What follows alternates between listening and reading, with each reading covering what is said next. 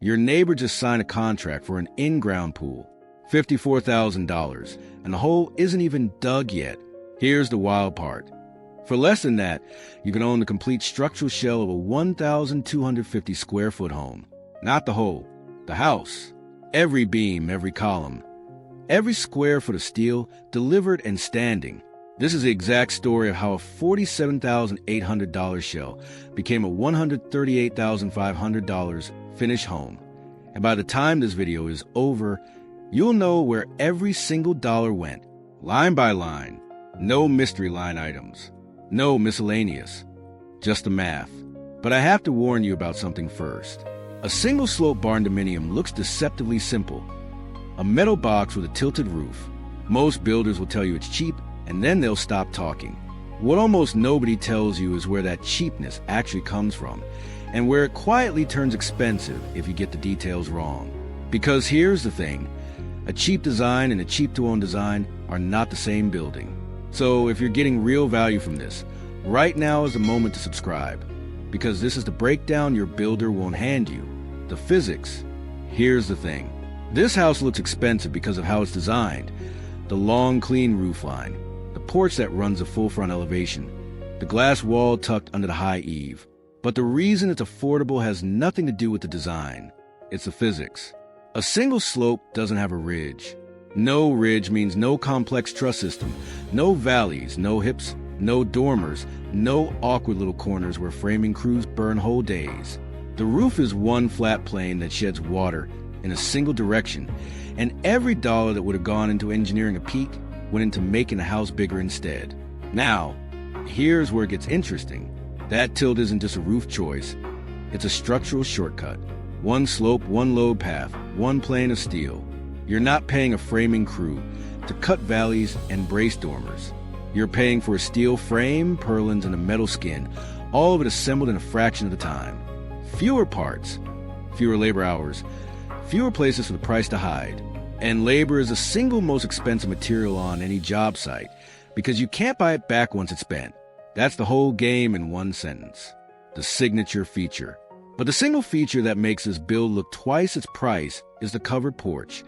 376 square feet of it, running the entire front of the house. Most people assume a porch like that is an add-on, something you tack on at the very end and pay extra for. In a single slope build, it's close to free. The same roof plane that covers a great room just keeps going, cantilevered out over the porch on the same steel columns.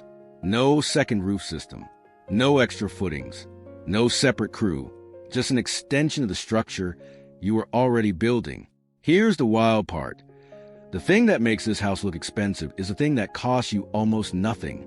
And on a July afternoon, that porch is doing two jobs at once. It's the curb appeal that makes the house look expensive, and it's the shade that keeps your glass wall from turning the great room into an oven. The layout. Inside, the numbers get specific. 1,250 square feet of heated space, 2 bedrooms, 1 full bath, and a great room that runs 34 feet front to back under a vaulted ceiling that peaks at 14 feet. That vaulted ceiling is the one motif you'll notice in every single room. It makes 1,250 square feet feel like 1,800. And it's not just drama. The vault follows the roof slope, which means you're not paying for a flat ceiling plus a separate attic you'll never use. The space over your head is the same space under the roof. One ceiling, one structure, one price. Room by room. Let me walk you through it fast, because the layout is where money either hides or shows. The great room is 34 by 16.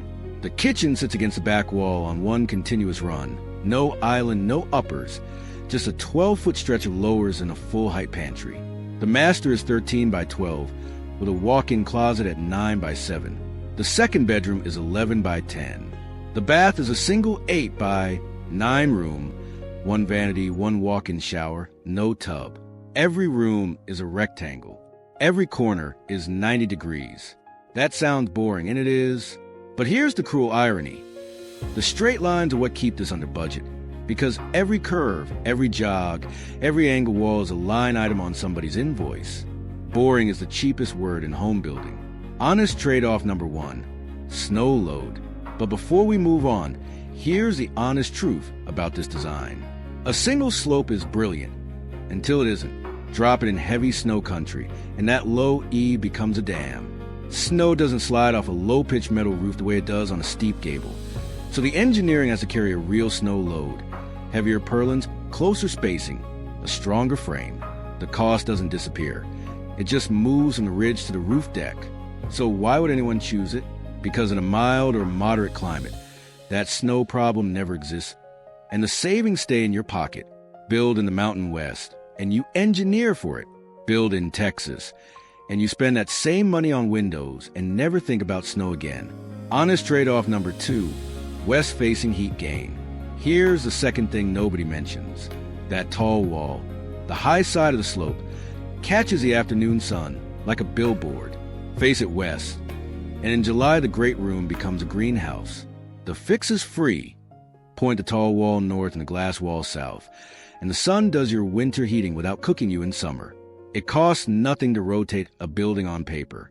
It costs thousands to cool a house that was aimed the wrong way for 30 years. That's the difference between a design that's cheap and a design that's cheap to own. Honest trade-off number 3, porch wind exposure. And while we're being honest, one more flag before the money, because it's the one nobody raises until the first storm. That big covered porch, the feature that sold you, is also a sail in high wind.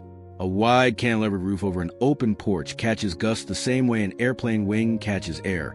And in coastal or tornado-prone country, that uplift has to be engineered, not guessed at.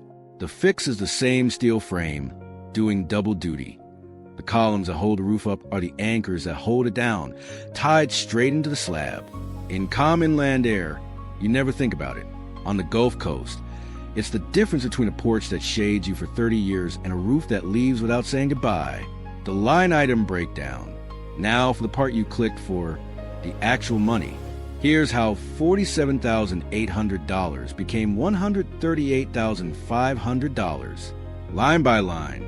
The shell itself, steel frame, roof, walls, metal skin, landed at $47,800. That's $38.20 a square foot, and it's the number builders don't want you to see, because it's where the single slope advantage lives. The slab ran $11,200, a standard 4-inch reinforced pour with a porch poured right into it. So you never pay for porch footing separately. Spray foam insulation, $6,900, closed cell, because a metal building lives or dies on its thermal envelope. Electrical, $7,600. Plumbing, $9,200. And here's the thing, the kitchen and the bath share one wet wall, so every run stays short. That's not luck. That's the layout doing the math for you. Interior finish, $55,800. Drywall, the vaulted ceiling, flooring, the kitchen run, fixtures, and that glass wall. Add it all up, $138,500. A finished climate-engineered home at $110.80 a square foot. Now, here's where the math gets undeniable. A conventional stick-built home in the same footprint with the same finish level runs between $155,100 and $227,480. That's $124 to $182 a square foot before you factor in the extras. This build came in at $110.80. That gap, somewhere between $16,000 and $89,000, is the entire reason the style is spreading. You're not trading quality for savings. You're trading complexity for savings, and complexity is the most expensive thing a builder sells. And it's the one thing you can design out before you ever break ground. And here's the honest truth. This design is not for everyone. If you're building somewhere that fights back, heavy snow, coastal wind, brutal humidity, you engineer differently and the numbers shift. But if you're building on mild ground and you want a home that looks twice what it cost, this is the playbook. Drop a comment below. Which of these 3 single-slope layouts would you actually build? The porch forward, the solar wall, or the open great room? Thank you for watching. If you found this valuable, hit that subscribe button. More videos like this are already in production. And if you're ready for the next one, click the video on screen right now. YouTube thinks you'll like it.